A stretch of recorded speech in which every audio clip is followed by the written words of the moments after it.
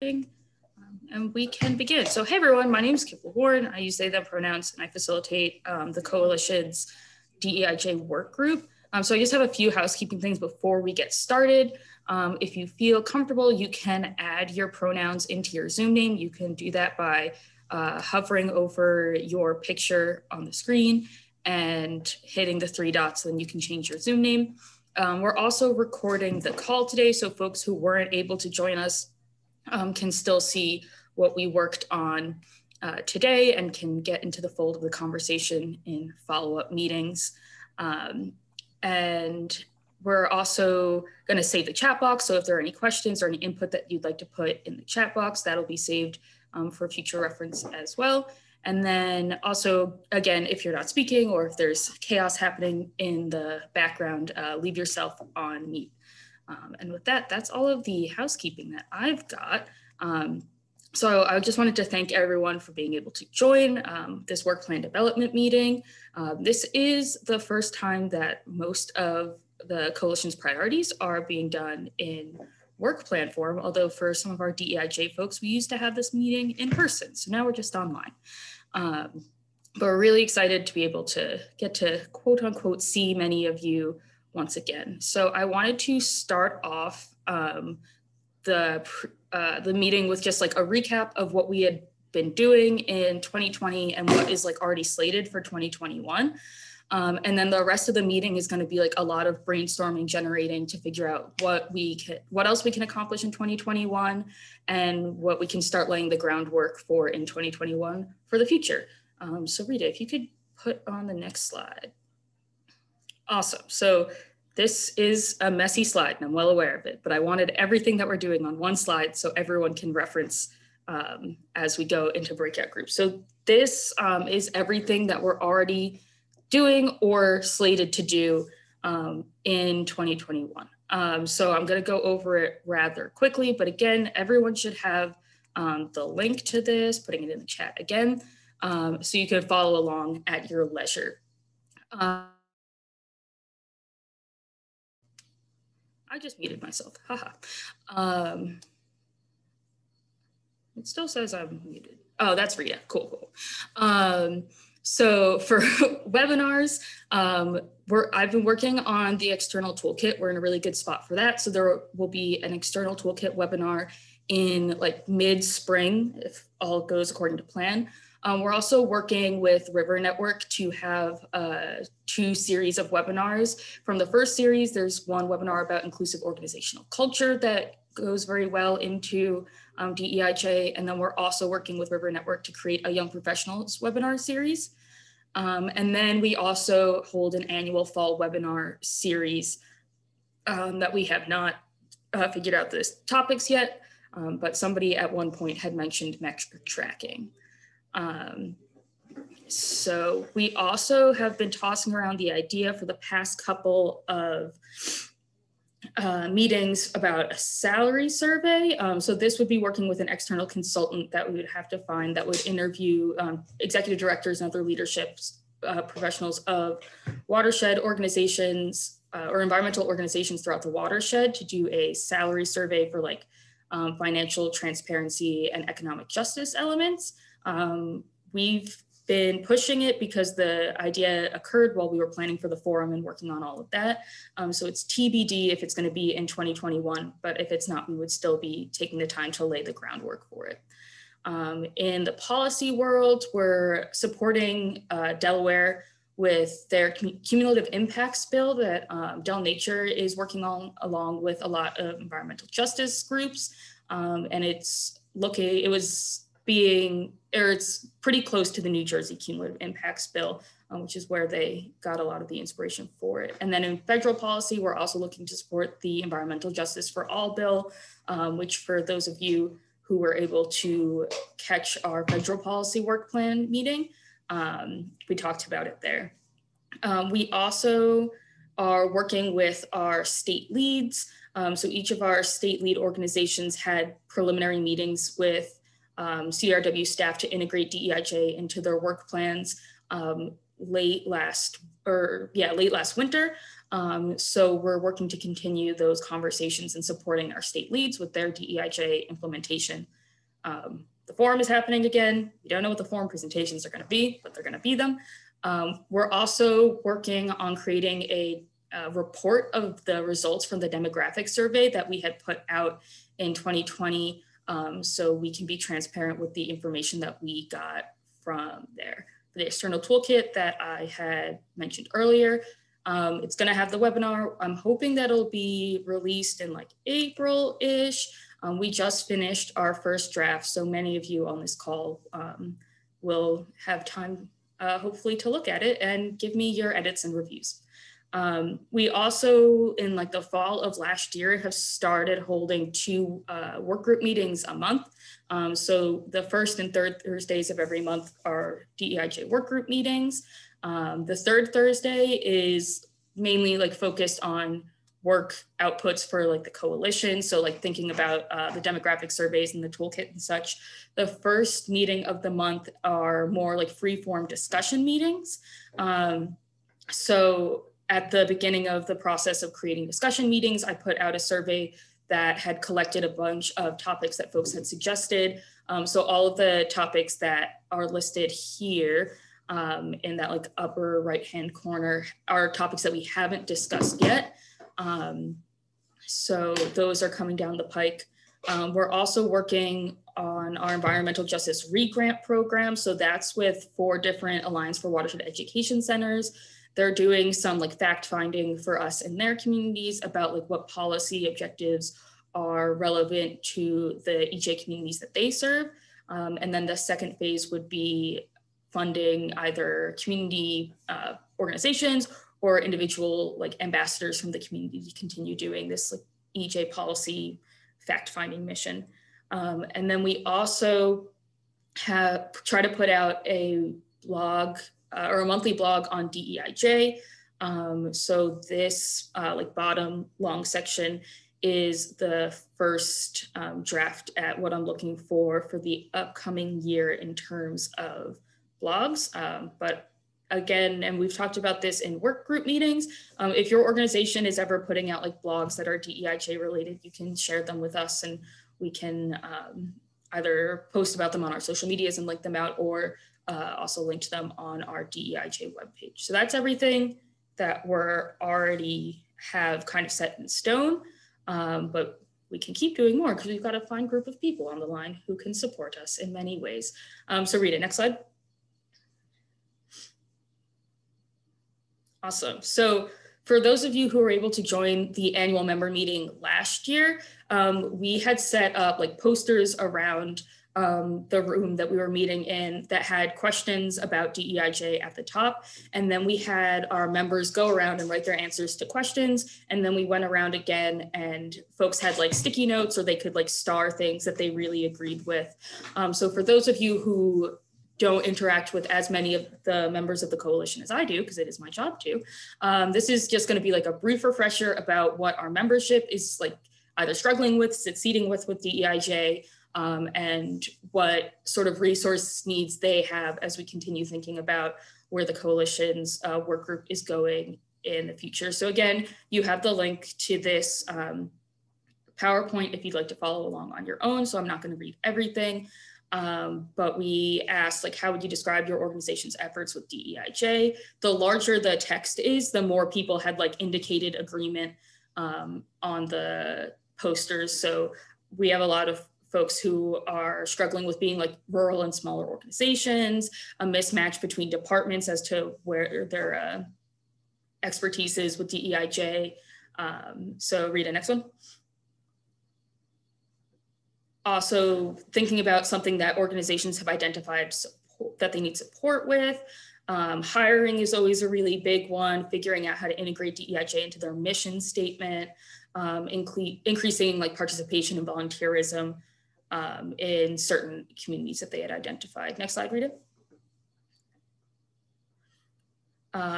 In terms of what they're interested in learning more about, again, like hiring and retention, cultural or organization culture, becoming more equitable, Folks really respond well to membership organizations within the coalition sharing what they're doing or what they have done, as a way that it becomes like a less nebulous process because they see that their friends are doing it. Rita, next slide. Thank you. We also asked a little bit about how their board has been receptive. That's a whole mix. Boards can be leaders, boards can be a source of pushback. It's all throughout the spectrum. There's also been a fair amount of things that have been tried that did not work in the way that folks thought that it would. So these are all still, I guess, like points that we can continue to support our membership with. Rita, next slide. Awesome. This was reflective of the 4 webinars that we had done in 2019. So some more topics that had been indicated as interest is hiring and retention, which is a classic one for our membership to need support on. Also, like the programming reach, not matching the staff demographic breakdowns is another one. Rita, go ahead. Also interesting just to see like what organizations in the basin have been successful at. It seems as though a lot of organizations are doing like trainings with their staffs. They're starting to include DEIJ and like strategic planning. And more organizations are having like board task force or staff board committees to support the work that they're doing. Rita, next slide. And then growth opportunities as well. Again, like staff composition, job opportunities, board representation. This one is has a lot of different aspects that folks are looking at as well. Read next slide. And then I think this is the last one, could be wrong. What has your organization done to work on DEIJ internally? Because we know that there's a lot of I guess knee-jerk instinct to try to focus on external work first, like community engagement and things like that. So we tried honing in on what is being done internally. And again, that's looking like we'd seen on some of the other slides, that holding like work group meetings within their organization, having like conversations, trainings, a little bit of publication, translation. Read the next slide. All right, still going. We're almost done, I promise. And then asking folks about who they're not reaching. This was, I think, to be expected, like young people, Black, Indigenous people of color, for the most part. And then a big one was like any of these groups in any sort of leadership position is a pain point for folks currently. Read the next slide. All right, and then potential barriers for or people trying to join the organization as like members or volunteers. A big one is like access, especially for some of our members that are in a more rural location. Also like staff cultural competency things. And Rita, next. Ooh, we did it. Okay, so Rita, you can stop sharing for a second. Thank you. Okay, so that is the history of the DEIJ work group for the past year. So does anyone have any questions on anything that we just covered?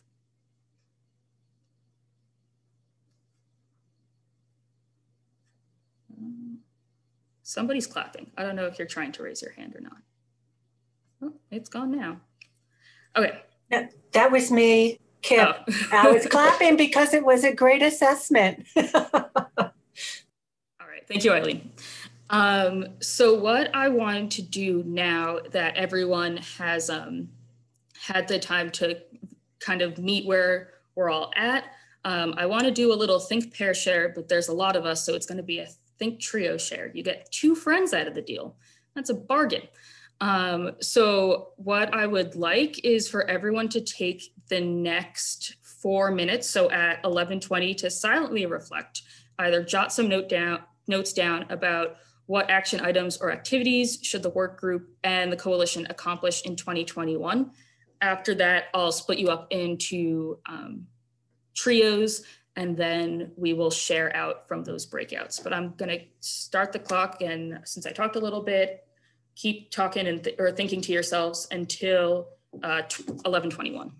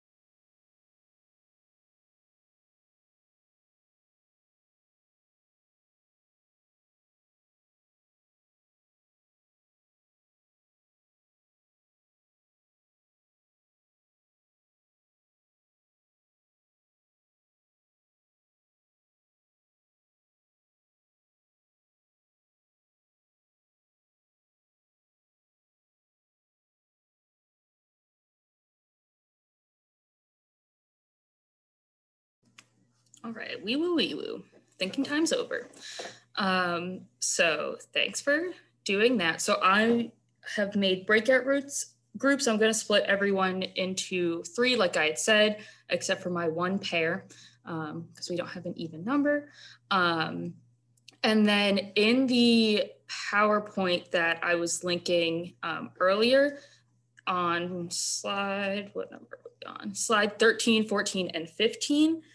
There are empty boxes for groups to share out their discussions that they're having. So I'm going to put you in the breakout room for 9 minutes, and then you get 60 seconds like warning. But with that, you're going to be talking about all the things that you had just written down. So go forth and break out. You have to accept it on your screen, I believe.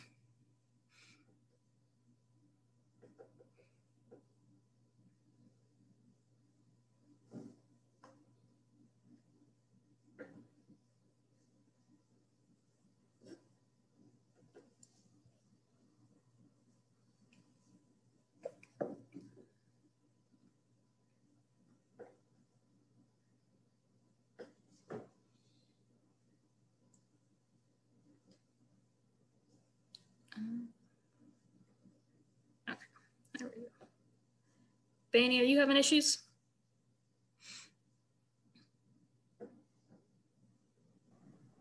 She looks frozen. Do you guys want to be in a room? Sure. Clock me. Thank you, Kip. Somebody gets to hang out with Todd and Sue. Ooh, me. Oop, sorry, it was Rita. Oh, Rita, go.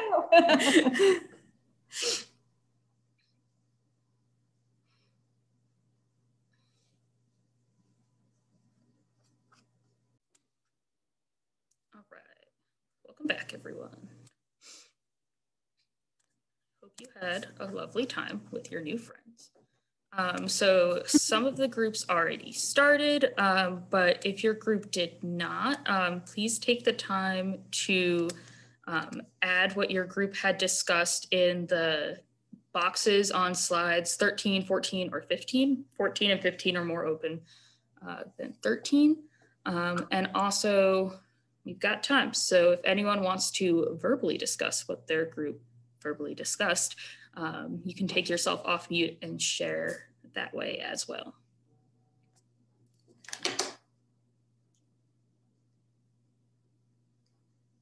I can report out for our group, Kip. Okay, cool. All right, so we're here on slide 13. So our group was Todd and Sue and myself. Thank you, Sue and Todd, for your awesome ideas. So I'm just going to report out mostly what they said because that was all their ideas. So first off, so we talked about just continuing to offer up the grants that we have been doing, the DEIJ grants. So Sue talked about TTF getting one of those grants and just how helpful that is and being able to offer that financial support. So just continuing to do that. And then just continuing, you know, some of the great work that the DEIJ work group has already done, continuing to offer assistance to the organizations that need it through webinars and, you know, social media and blogs and really everything that we're already doing, keep doing it. And then in 2021, Todd mentioned that it would be helpful to have an assessment of how 2020 went, just kind of like a nitty gritty, like what worked, what didn't work, kind of lessons learned document perhaps, and also just kind of including that how COVID-19 impacted the plans. Are there any lessons learned that we'd be able to share with other organizations? And then also for new ideas, so how to integrate DEIJ into core fundraising so that DEIJ is not something separate, but instead is part of what is funded at an organization, that the work is actually funded. So that was Todd's suggestion, is actually, you know, teaching lessons on how to integrate that as part of core fundraising. And then also Todd suggested creating some, like highlighting some success models of, you know, what DEIJ success looks like on the board level, on the organizational level, having just some examples to look at that might be helpful for, you know, depending on where an organization is, sort of like the all levels of DEIJ, and providing, what does success look like to have a board that is fully, DEIJ encompassed and doing the work, and what does that look like? What's a success model? What organization has done that already? As a way of just kind of seeing what other folks are doing and, providing more help and support. So hopefully I got all of those ideas right, Todd. Yes, okay, cool. And that's what we came up with. Thank you, Rita, for sharing out for your wonderful group. Anyone else like to share verbally?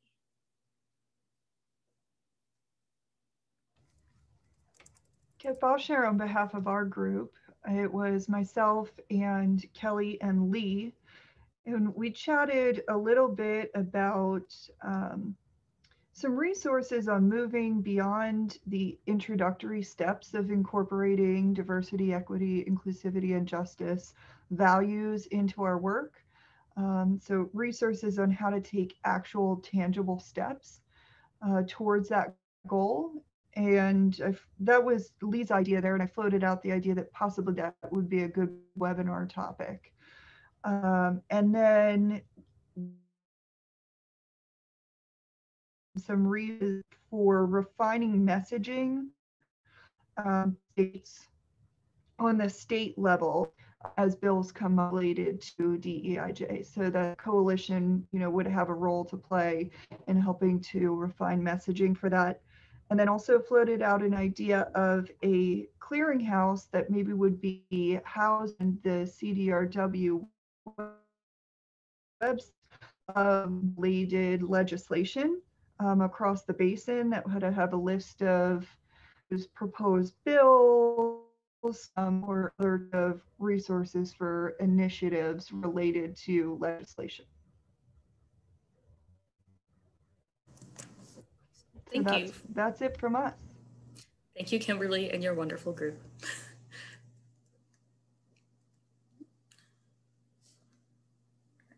Anyone else would like to share?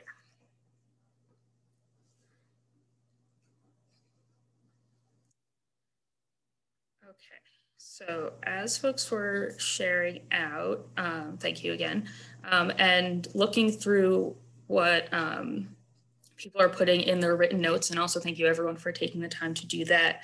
The significant chunk of this meeting is going to be brainstorming in some larger groups, specifically by the topics or action items that were identified in this Think, Pair, Share. So I want to make sure that I'm encompassing or I'm creating groups that encompass the breadth of what folks have talked about.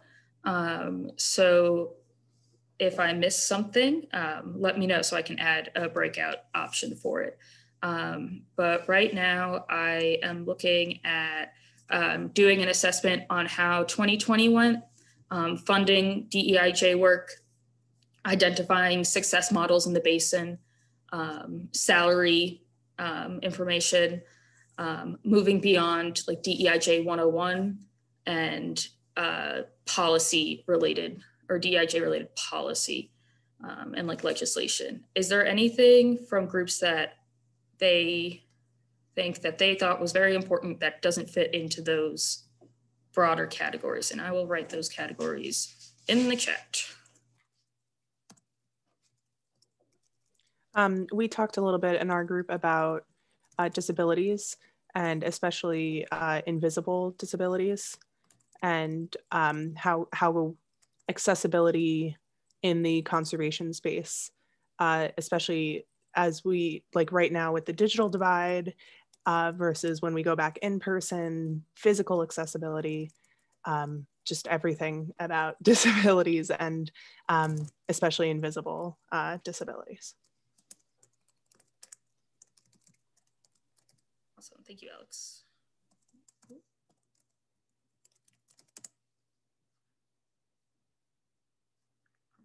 So all of the subgroups are currently in the chat. So take a look at those, see if I'm missing anything.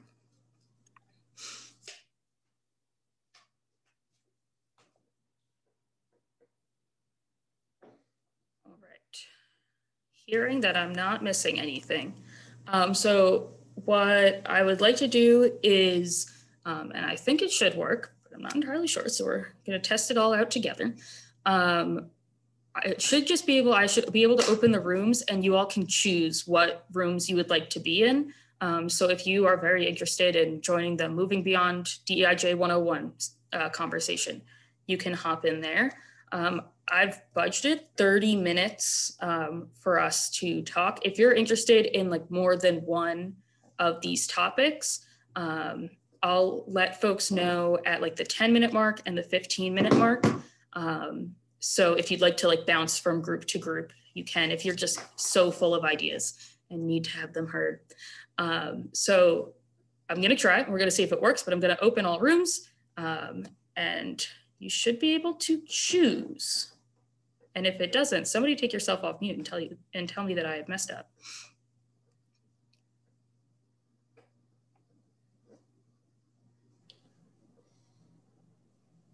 So folks should see a little button in the bottom right-hand corner that says join a breakout group.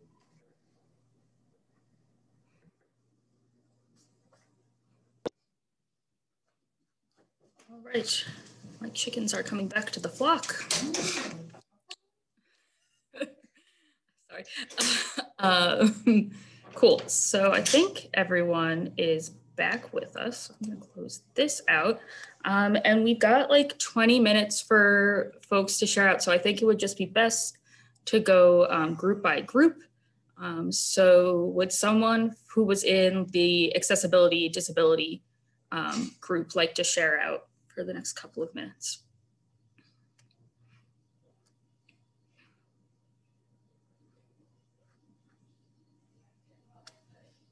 I can do it if nobody else wants to do it. Okay, so our accessibility group was Molly, Ellen, Nicole, and me. We talked about just, you know, following best practices, ADA policy, but there are continued challenges to making the outdoors accessible. So just some things to think about, you know, for the future. We talked about wheelchair ramps, some of the accessibility issues around having just like primitive dirt trails, and just generally access to the outdoors as a concern for people with different types of disabilities. And we also talked about programming, so like specifically, you know, hikes that are maybe led or something like that by a leader. And so creating that kind of programming that is accessible for people who are deaf or hard of hearing or may have visual disabilities. So we didn't have like all of the solutions on what it would look like to create programming that is accessible for people with visual disabilities or who are deaf or hard of hearing. But we talked about the needs to kind of figure out what are the demands, like what can be done to make programming and the outdoors more accessible. So potentially, you know, doing a survey of folks with disabilities or perhaps the elderly, or even reaching out to local organizations that serve those communities to find out what are their needs, maybe talking to a point person who has some kind of answers and can give us that first person insight. You know, because we're kind of just missing this information and we don't have that kind of experience. Yeah, and then Molly just mentioned that FUDR is working on a recreation planning process, and just trying to think about, you know, what organizations have upcoming and how can we make accessibility a part of it. I think that is all. Awesome. Thanks for sharing, Rita. Either does anyone who was in that group have anything to add, or do folks who weren't in that group have any questions or thoughts from that report out?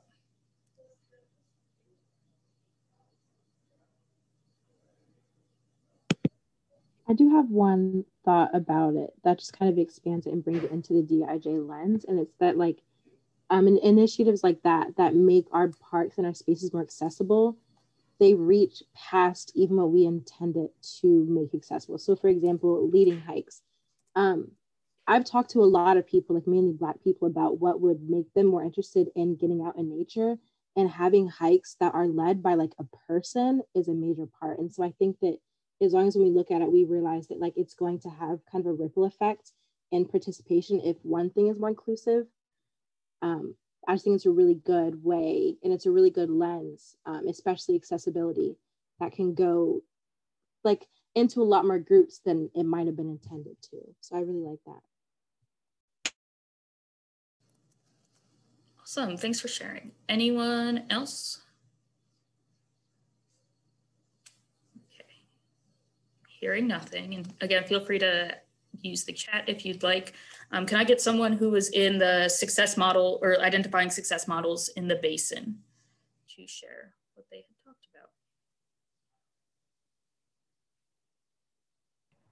about? I can, I guess, at least start it off, and then if anybody wants to jump in, please feel free to.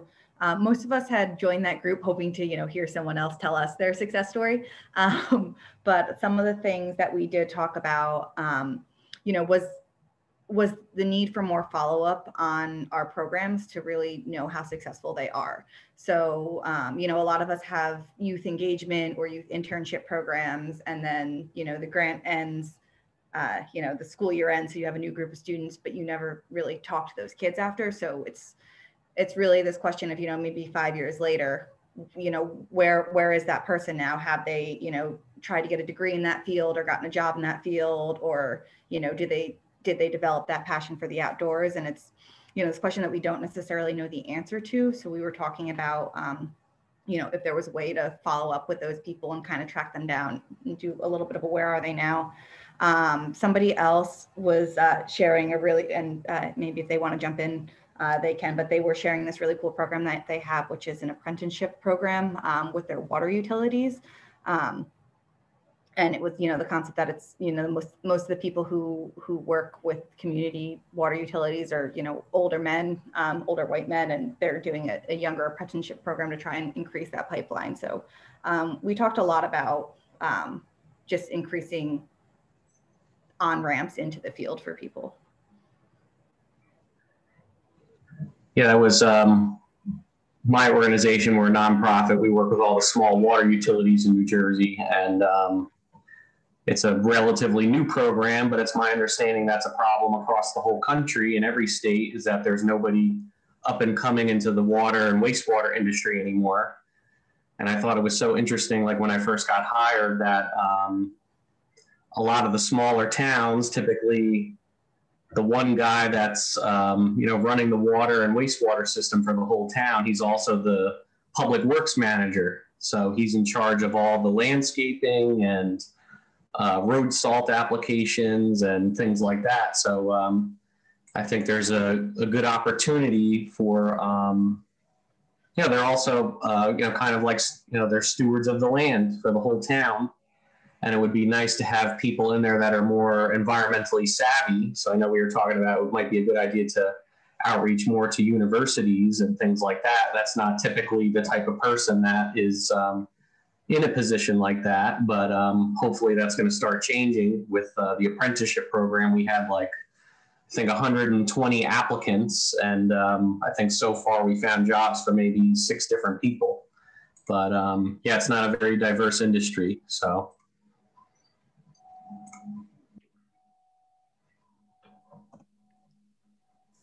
Thanks for sharing. Also, I saw Taiki had put in the chat creating an Alumni Association, talking to that. I guess the follow-up from the youth engagement that Lucia had talked about. Anyone else from that group would like to share, or are there any questions or comments from others?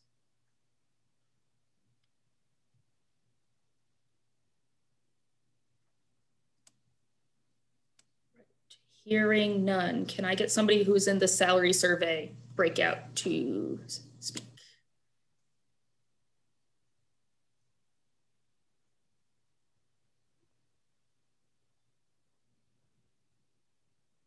That was a demonstration of salary negotiations. Nobody wants to talk about salaries. That's the first thing that we talk. I'm just kidding. I was late, so actually somebody else should be talking. I was late as hell to the group.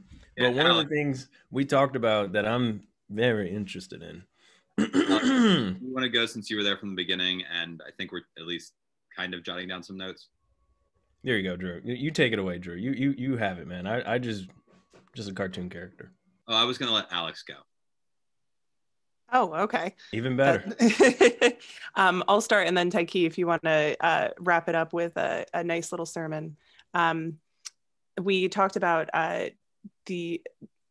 we talked a lot about, first of all, the importance of salary disclosure, and how important it is in collective bargaining and ensuring that all staff are paid equitably. Let me go back to the notes that Sandra took, because she took very good notes. We talked about the benefits of doing a voluntary salary disclosure versus having a consultant come in. So having a consultant do it would obviously lend a lot of credence to it because it's like more verifiable and everything. The consultant would probably be surveying just the executive directors because they can talk about all their employees' salaries. If we did a voluntary salary disclosure, it would probably be more, as Sandra put it, junior level staff who could voluntarily disclose. We talked about what kind of questions we'd want to ask in either of the surveys, like demographics, size of the organization, where the organization is located, race, gender. One very important thing was the percentage of the organization that is white. And we wanted to include the disclosure that you cannot get fired for talking about salary. That's actually a law. So do not worry about talking about your salary, because you cannot get fired or you should not get fired for doing it. I should say that. After we have the survey results, to put out a guide for what the organizations can do, because a lot of people are like, great, now I know that I'm underpaid, what should I do? Or now I know that I'm overpaid, what should I do? Taiki talked about something that he started doing at his organization at National Audubon. He put his salary in a Slack profile, and a whole bunch of other employees have started doing it as well, to kind of create that internal transparency just within his organization. We also talked about comparing salaries against other nonprofit fields, so like healthcare, education, et cetera. So not just within the environmental organization, and comparing it to government jobs as well. We talked about a framework for emotional labor that Black and Indigenous people of color employees working for majority white organizations. So that's why it's important to know what percentage of the organization is white, because if you are the only person of color there, there's obviously a lot more emotional labor that you have to do. And we talked about doing a webinar. So a whole bunch of different webinars. So like an introduction on why salary disclosure is important, talk about pay disparity, and also just how to talk about it with your staff. So we had one person that was in our group that was like, I'm the only person from my organization that participates in CDRW a lot. If I was the only one that did that, I don't know what kind of effect that would have on my relationships with my organization. And we talked about having a celebrity, Taiki James, as our keynote speaker. So I don't know if anyone else from the group wants to jump in.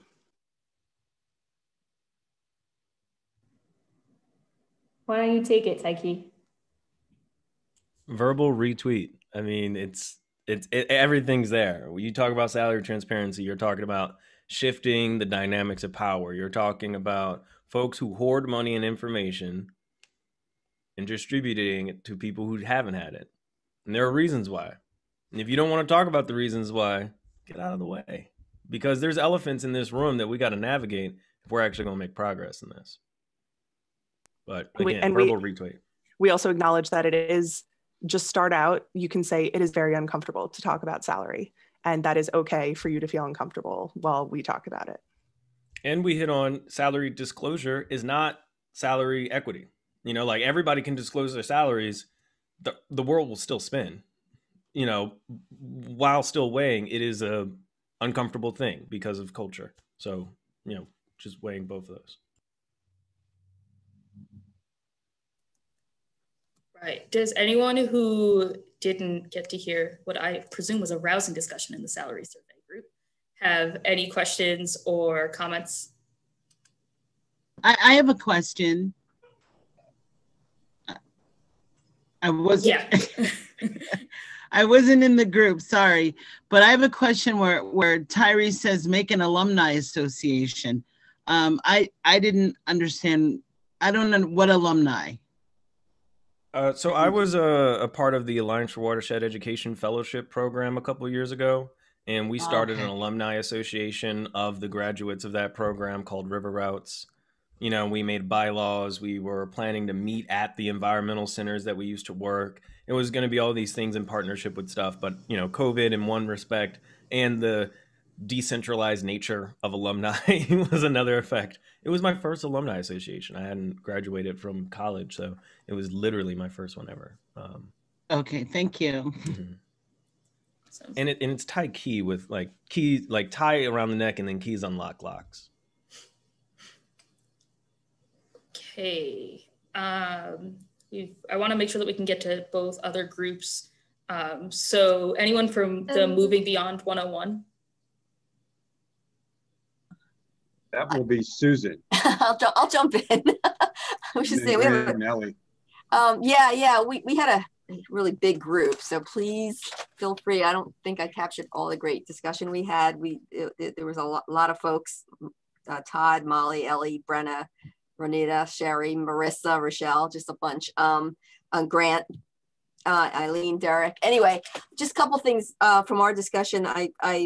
There was this we were discussing what is that, how do you know when to move on? What does that mean? What does that look like for different organizations who are at different points in this discussion? Marissa, I thought, had a great point about, there's been so much work that's been done over decades on this, and we're like catching up. I love that.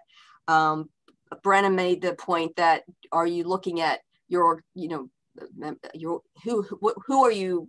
What is the moving on? Is it personal? Is it reflective of your organization or your organization's board, your staff, volunteers? So we just had this sort of wide-ranging discussion about what does this look like. The other thing that I thought we discussed was how important it is to assess our members in the watershed. What have they done? What are their stories that they can share? And also Todd made the point of maybe we look beyond our own sector to other organizations, other nonprofits, other for-profit organizations who are also working in this with these issues. So that was a couple of things that I had jotted down, but I know that we just had a lot of things that we talked about. Grant or Ellie, anyone else in the group who wants to chime in, please feel free to do so.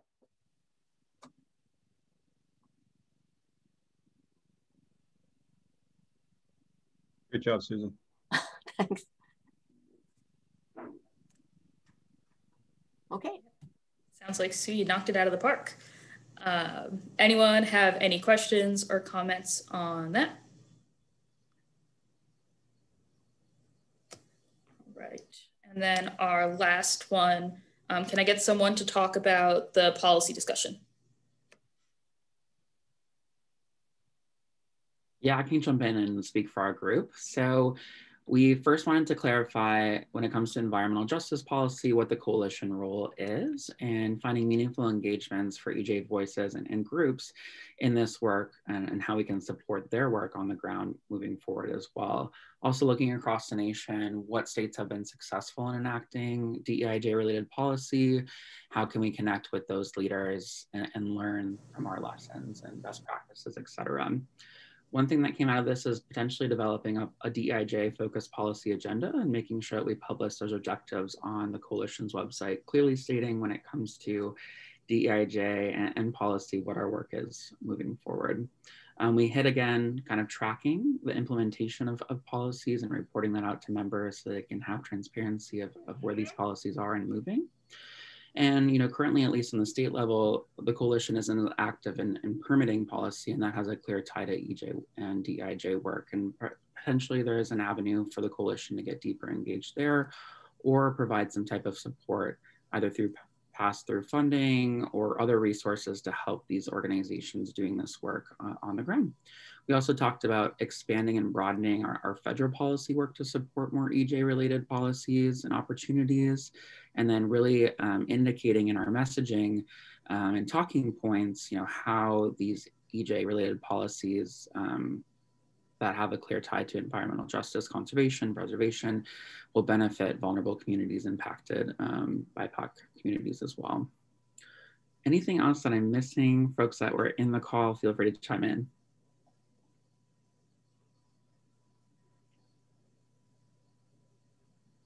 Yeah. All right, and then anyone who wasn't in the policy group have any questions or comments?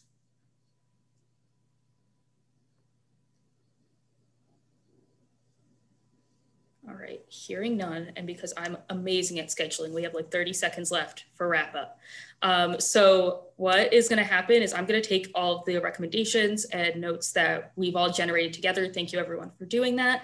I'm gonna try to work up a timeline and final work plan for the discussions that we had here today and get it to everyone by Thursday because we have our work group meeting, our like regularly scheduled fun party on this coming Thursday. So I'll write all that up, folks. If you can make that meeting, we'll continue discussing there. And if you can't, I'll also email it out to everyone for any last notes or reactions. But I just wanted to thank everyone for the really great discussions that we've had today. If you aren't in the work group for whatever reason, but would like to be, please contact me. You all have my email address because I sent you the invite for this. But thank you everyone and have a fantastic rest of your day. Thanks, Kip. Great job with this.